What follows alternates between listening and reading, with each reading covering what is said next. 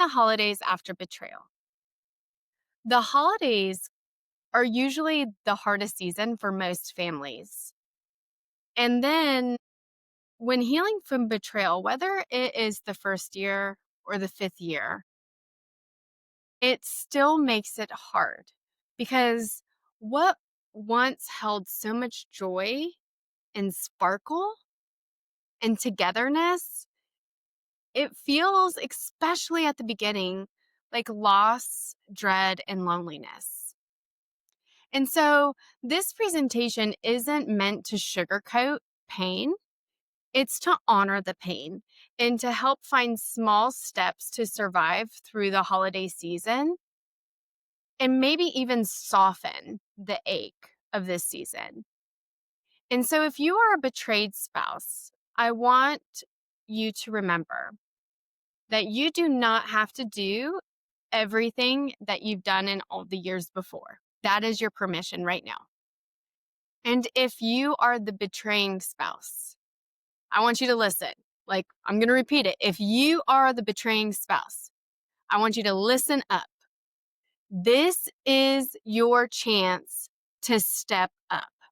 This is huge opportunity for you to make things safer, to make things softer, and more healing than before.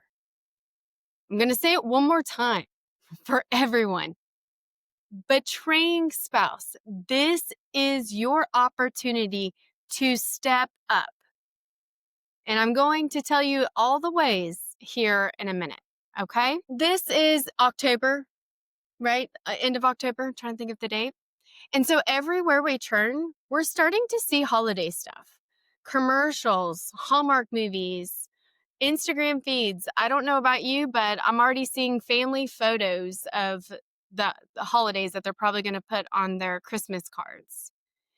And we are told by society that holidays are supposed to be magical. And ideally they are, right? They and and then in reality they're very stressful. But what is intended is joy, connection, and celebration. Families gathered around a tree, matching pajamas, perfectly wrapped gifts, kids happy and smiling, couples laughing. And before betrayal, maybe some of those moments actually felt special to you. And maybe you had traditions that you've loved, ornaments that have held a lot of meaning that you bring out every year, and memories that made you feel safe, loved, and chosen. But then when you've been betrayed, especially if it's fresh or if you're trying to heal, the season probably doesn't feel so magical. It probably feels very cruel. It's like the whole world is celebrating togetherness while you're living in the aftermath of shattered trust. And something shattered in togetherness, they're opposites, right? And so suddenly, Christmas card photos, family dinners, songs about peace on earth, they don't bring warmth. They bring pain. You look at what was or what you thought was, and your body has a physical response, whether that is nausea, anger, chills, tingling. Maybe you avoid the decorations this year. Maybe you sit in your car before walking into a family gathering. Maybe you feel guilty for not wanting to ruin it, but you are silently wondering, how am I supposed to hold joy and betrayal in the same body? They don't fit. And if any of that is you, I really want you to sink this thought in. It is very normal that you're feeling that. There is nothing wrong with you because your heart is so heavy in this season. And you're thinking it's supposed to be merry and bright, and maybe you have pressure from family or people don't know what's going on. Your friends and family, you haven't disclosed to them and you don't plan on to, and you're holding all this inside. There's nothing wrong with you. You're not bitter. You're grieving. You're grieving another loss. This is impacting your holiday season, and that is not your fault. Of course, it's impacting your holiday season. Look at what society and what we've been brought up for holidays to bring joy, connection, and celebration. And what you're feeling because of the betrayal is grief, triggers, loneliness, and exhaustion.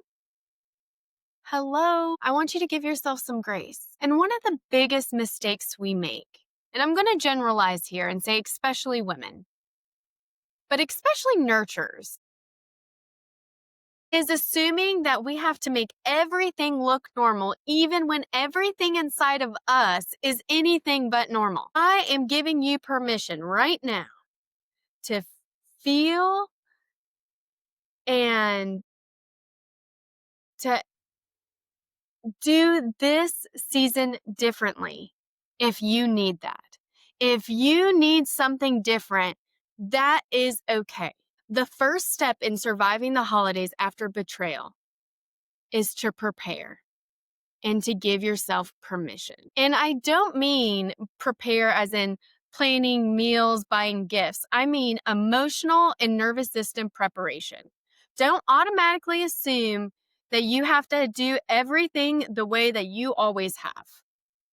If the thought of putting up decorations makes you want to cry, either delegate the task. Okay, like this is I want you to do asterisks right here. Delegate the task.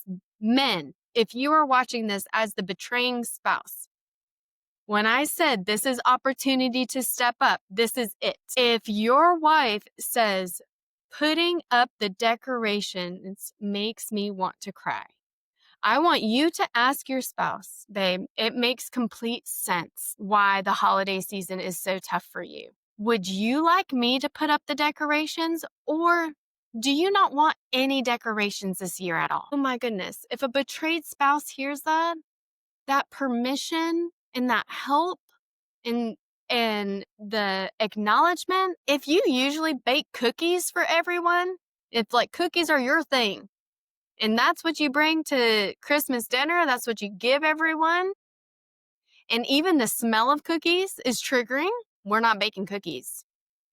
I don't know what we're baking, but it won't be cookies. Or maybe we don't bake anything. Maybe we just go buy something. There's so many options that where we can adjust what our normal plans are, and we could still have a holiday. If hosting family feels overwhelming or overstimulation, listen to your body. Maybe this year you pause. Maybe you don't power through.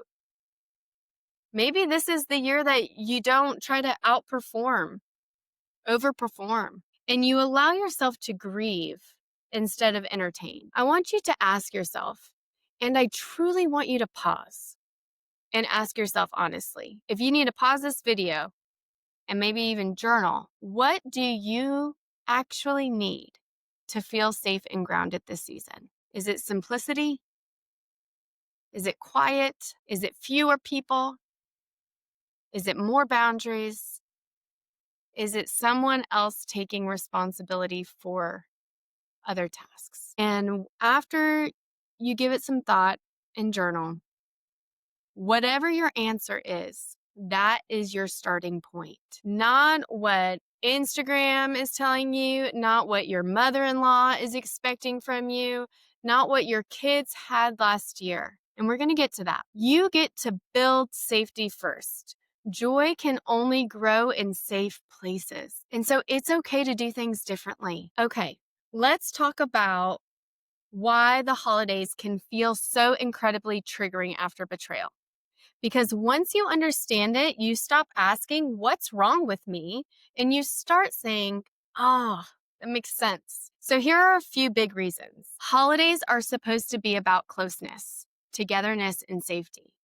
So your brain goes, we should be connected right now. But your body, especially if you're sitting next to the very person who betrayed you, is saying, I do not feel safe. And those two realities colliding creates what I call attachment whiplash. Like, poof, you're longing for comfort, from the person who's caused the pain. And that inner conflict alone is exhausting. This attachment alarm is a trigger. Another one is that holidays are full of built in flashback fuel, music, scents. And what I mean by scents is smell, pine, cinnamon, the drive past the neighborhood where something happened, even a sweater that he wore when everything felt okay. Your nervous system doesn't care if it's December.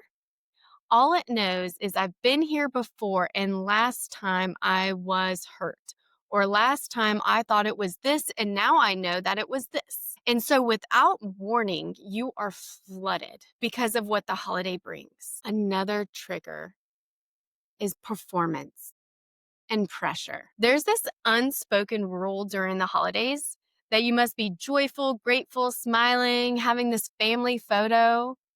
And so now you're not only hurting, but you feel guilty for hurting. And that shame piles right on top of already existing pain. And so you feel like you have to put on this performance. Another trigger is scheduling. My goodness. Just thinking about schedules and holidays is making my mind go into other places. Travel, late nights, events, the overstimulation of events. I don't know about y'all, but I get overstimulated very easily. For someone who talks to people all day, I'm very overstimulated around people. All of that weakens our emotional regulation. And so if our bank account is having all these withdrawals, okay, we're traveling, whew, late nights, and then I'm going to have a bunch of sugar, and there's going to be alcohol. I'm just withdrawing. And now there's church, oof, events, more events, and then overstimulation. Like my emotional regulation, my window of tolerance is just getting smaller and smaller. And so triggers that you might be able to manage on a normal Tuesday suddenly feel like they're taking you under. And so if you've wondered, like, why does everything feel louder, harder, heavier this time of year? I'm with you, sister. I'm like, it does feel a lot louder, very heavy. It's not weakness. This is biology, this is attachment, and this is trauma logic. We got so much science to back this up. And when you see it clearly, you can care for yourself more compassionately instead of judging yourself for reacting like a human with a wounded heart. Yes, you are responding this way. Common triggers. I want to get even more specific because different holidays carry different landmines. Have you ever thought about that? Like Thanksgiving has a different trigger or different triggers, different struggle than Christmas. So let me explain that a little bit. Thanksgiving is supposed to be about gratitude, but sometimes gratitude culture can feel like gaslighting. Like, have you ever heard, but you have so much to be thankful for? And while that might be true, what I'm hearing and what I'm interpreting when somebody's telling me that in this season, it may feel like stop feeling what you're feeling. Like you should not be feeling that way. You should be grateful. Doesn't that feel minimizing and dismissive of what I'm going through? That doesn't create gratitude. It creates isolation. Like, oh, I did something wrong. And then maybe there's this family interrogation. Or worse, the worst, absolute worst, is the unsolicited marriage advice. People who have no idea what betrayal trauma is, they suddenly become relational experts at the dinner table. And you're like, when did you go to grad school to become a relational expert or do a training to become a coach? And then there's usually Thanksgiving, if I'm right. Let me think. Is it the Cowboys? I think the Cowboys are always playing, right? So we have some sports and alcohol. And I don't know about y'all, but my husband loves some sports. And especially if football's on, I could most likely count that he's going to be focused on the game and not on me. And so there's going to be long hours where one partner checks out into the recliner and then I feel alone, full in a room full of people. That sounds terrible. And so maybe Thanksgiving, you put some boundaries.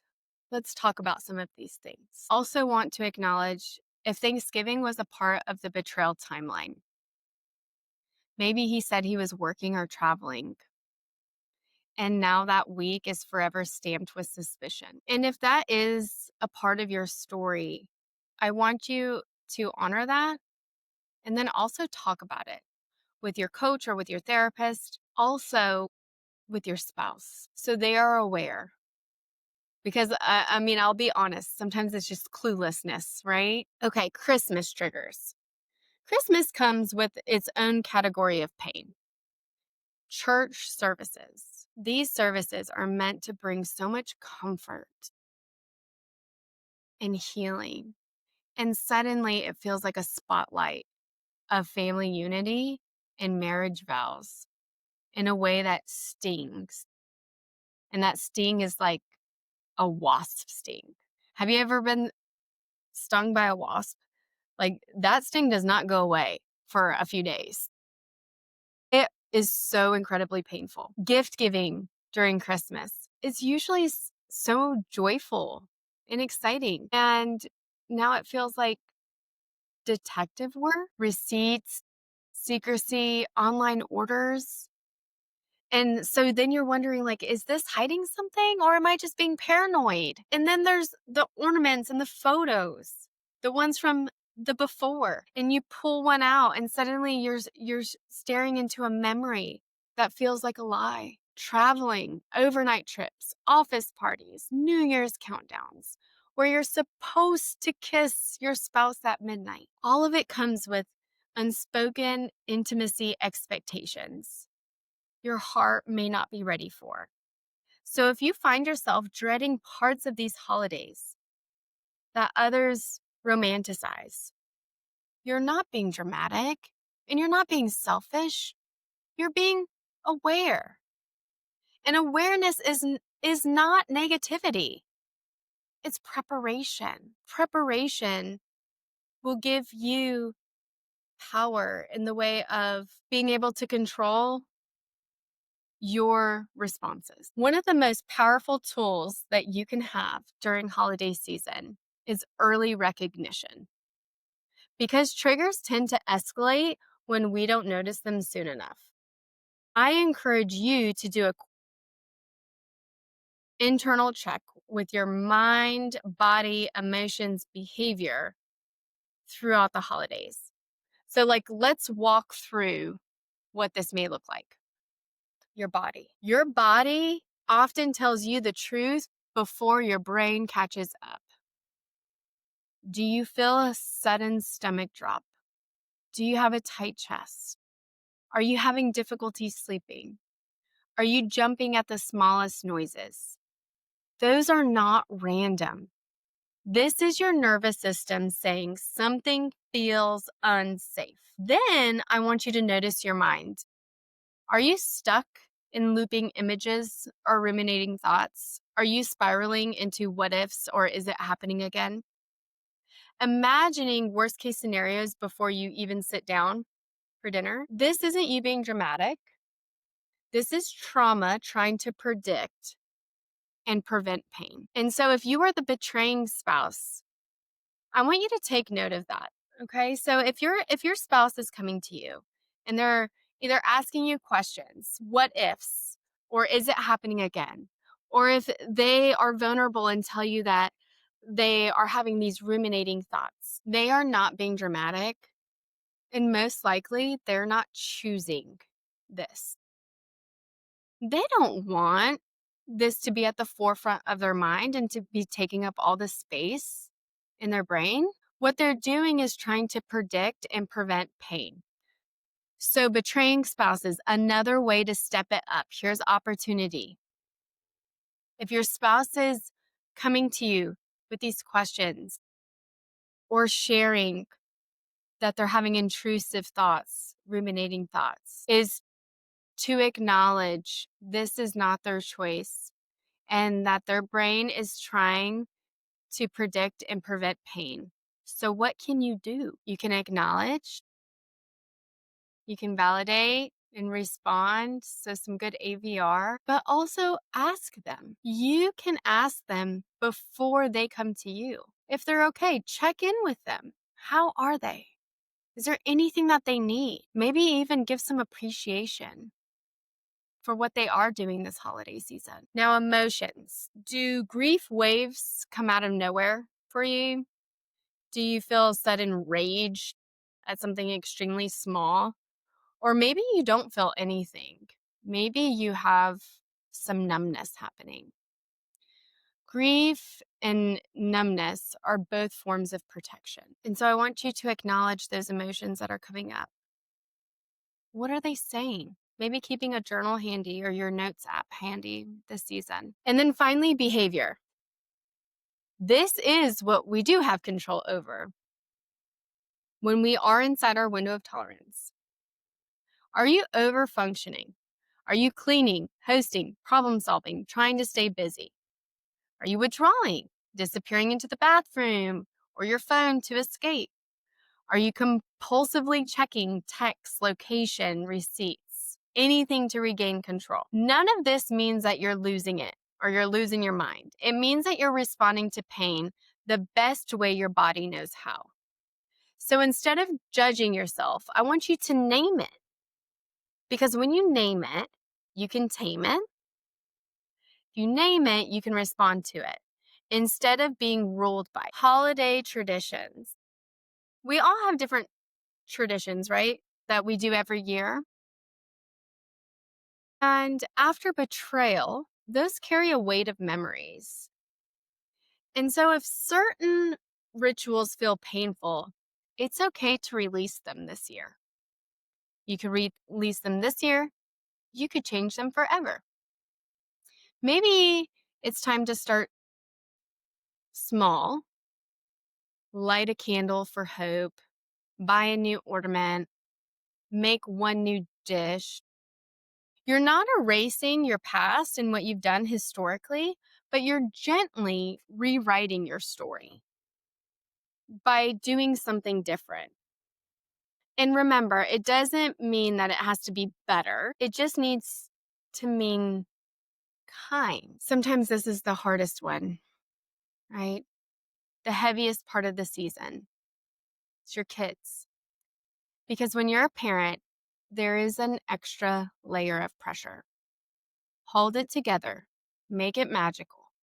Don't let them see the cracks. I want to free you from something. Your children do not need a perfect Christmas. They need you, not the hyper-functional, exhausted version of you that is trying to overcompensate. They need you, the emotionally present you, the grounded, the real you. You don't have to explain everything, but you can be honest in age-appropriate ways. Something simple, like this year might look a little different, but we're still a family and we're doing our best. We're going to take care of each other. Kids do not need perfection. What they need is safety and consistency. And so if you are separated or let's find a way to bring safety and to bring consistency, because the pressure might double, right? If you're separated or if you're divorced. But I want to explain this very plainly. You are allowed to set clear boundaries. You don't have to agree to chaotic schedules, guilt-driven requests, or even unsafe environments for the kids. You do not have to put yourself through that. Simple, peaceful, predictable. That's the goal. Because the truth is, your children's peace does not come from perfect decorations or matching pajamas. Their peace comes with your safety. If you are regulated, they will feel regulated. If you are grounded, they will find grounding too. And I don't want to shame you. So if you've been dysregulated, that's par for the course. Of course you're dysregulated. And we can repair in that. But take away my but, if we know something will cause dysregulation, wouldn't it make sense for us to change that, shift it to make it softer for you so you can show up in a way of peace, not just for yourself, but for your kids too? So this year, choose calm over performance. Choose connection over presentation. You don't have to manufacture this magical holiday season for your kids. They're going to be okay. Whew, this is a hard one. Managing family and friends' expectations. The holidays have a way of bringing everyone's opinions to the surface, don't they? Family members are making assumptions or asking questions you're not ready to answer. Friends are inviting you to things that you don't have the capacity for. People are expecting you to show up as if nothing has changed. But remember, I need to stop saying but, and remember, you don't owe anyone a performance. You are not required to explain yourself.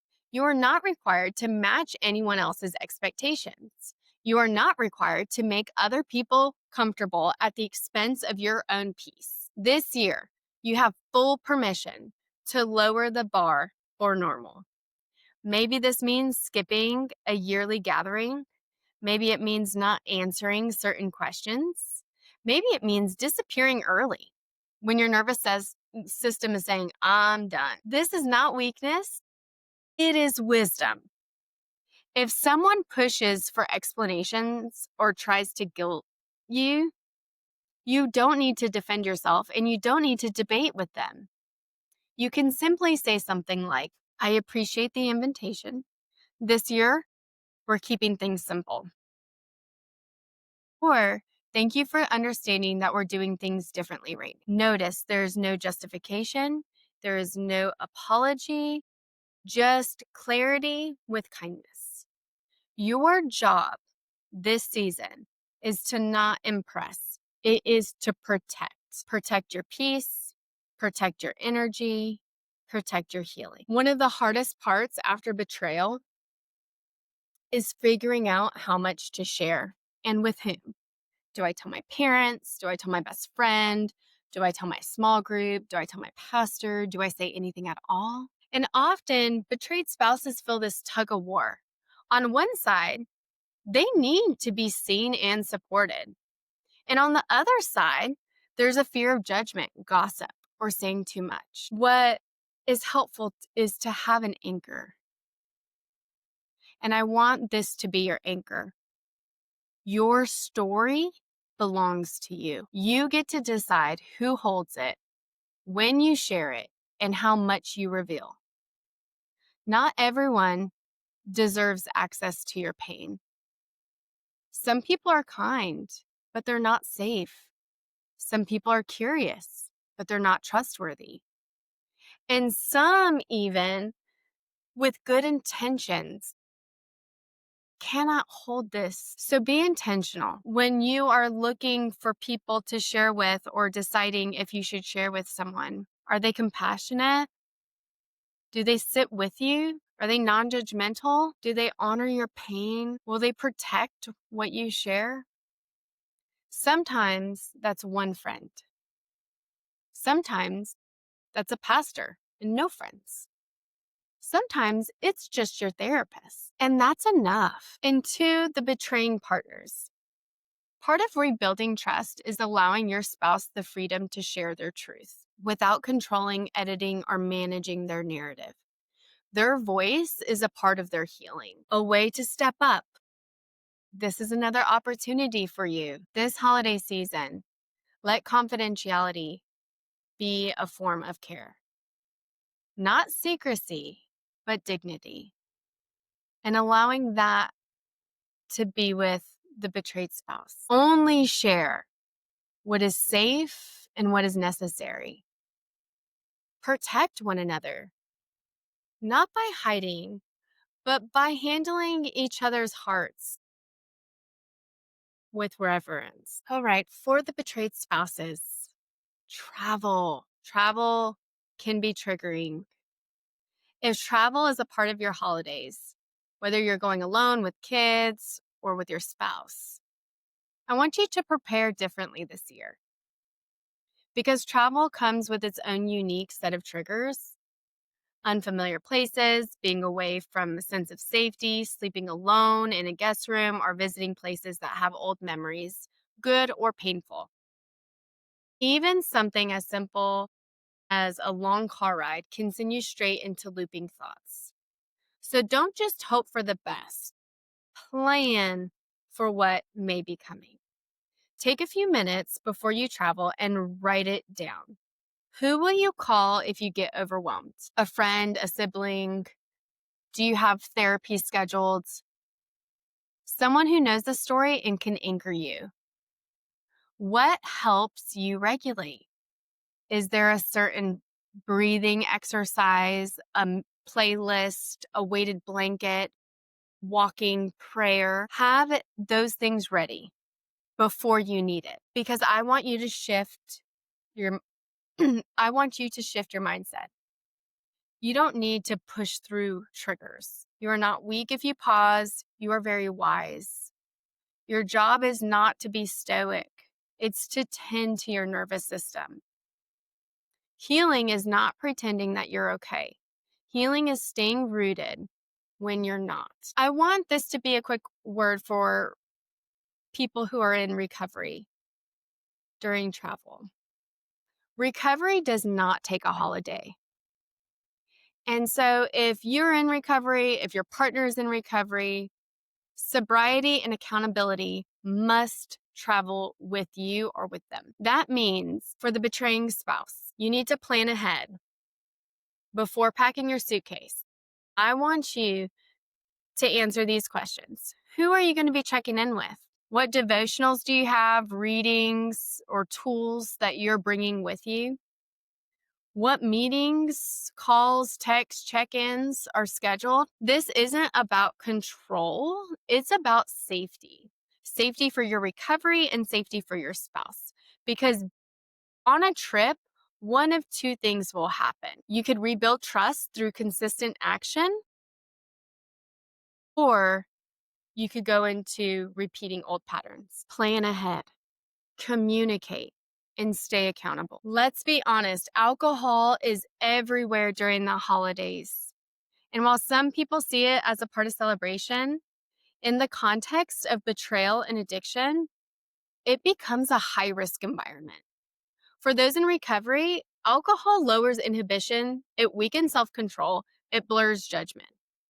When paired with sex and porn addiction or compulsive behavior patterns, it turns into a danger zone.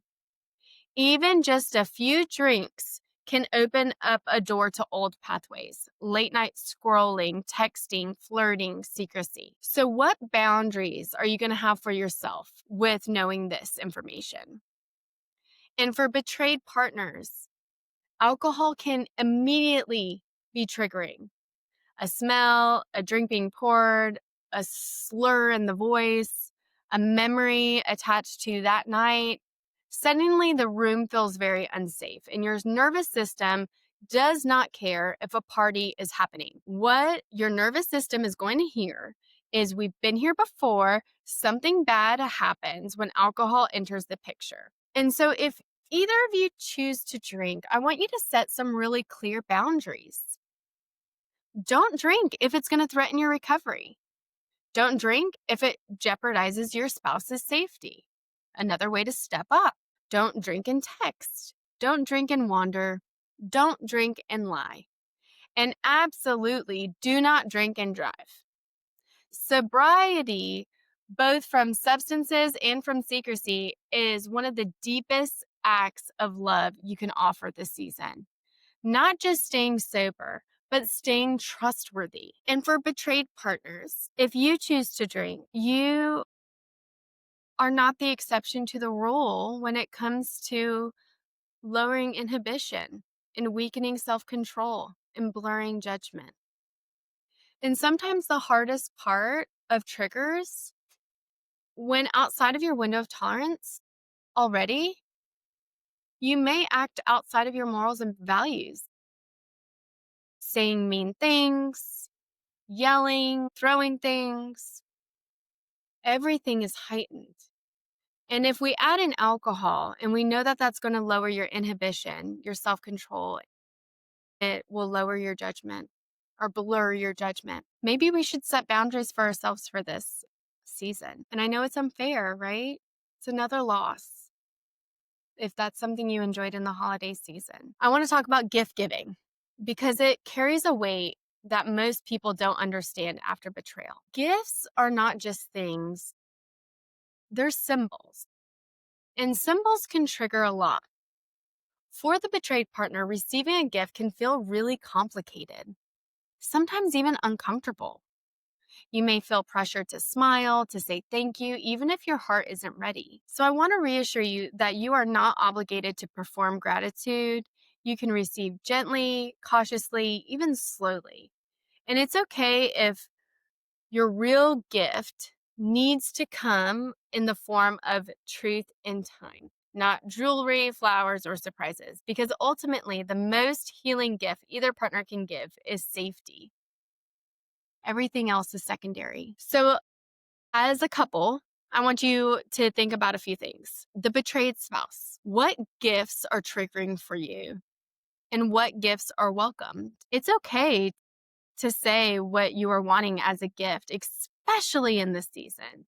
Sometimes that might even be necessary. Discuss with each other, do you want to give gifts and receive gifts? Discuss when and where are we going to exchange gifts. Prepare yourself. Have that conversation. Have a plan so it doesn't sneak up on you. This year is going to look different, but it could still be meaningful.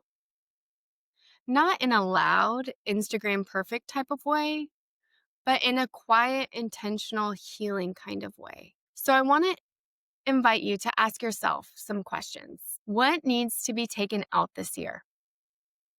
What traditions, events, expectations simply do not belong in this season? What feels safe enough to keep? What pieces of your holiday still carry comfort and warmth and grounding? And then what could be new? Not to replace the past, but to plant a very small seed of hope. A new ritual that says my story is still being written. And I don't want you to just think about those. I want you to actually write them out. And then I want you to create an intentional plan. What will you say yes to? What will you say no to? What boundaries will protect your peace, your healing this season? And that's okay. You're not failing because this Christmas looks different. This holiday season may not look like you hoped or that you envision, maybe quieter, heavier, emptier, or just different. I want you to hear this. Your story isn't over. Healing is not instant, it's not linear, and it's not performative. It's slow. It is courageous. It is brave. It is sacred. Whether you are the one who is betrayed, barely holding your heart together, or if you're the one who's rebuilding trust, trying to show up differently, you are both invited to grow. You are both invited to grieve. You're both capable. This season, as hard as it is, it's going to pass. And next year doesn't have to look like this one. And if it does, that's okay too. With tenderness, with patience, with truth, healing is possible. Maybe not at once, but little by little. You are not stuck in this chapter. You will be turning a page. And I deeply believe that hope still belongs in your story. I hope that this was helpful. I hope that you're able to journal, write some things out. And feel free to reach out, and I will be more than happy to send you resources. And I hope you have a good holiday season, as hard as it may be.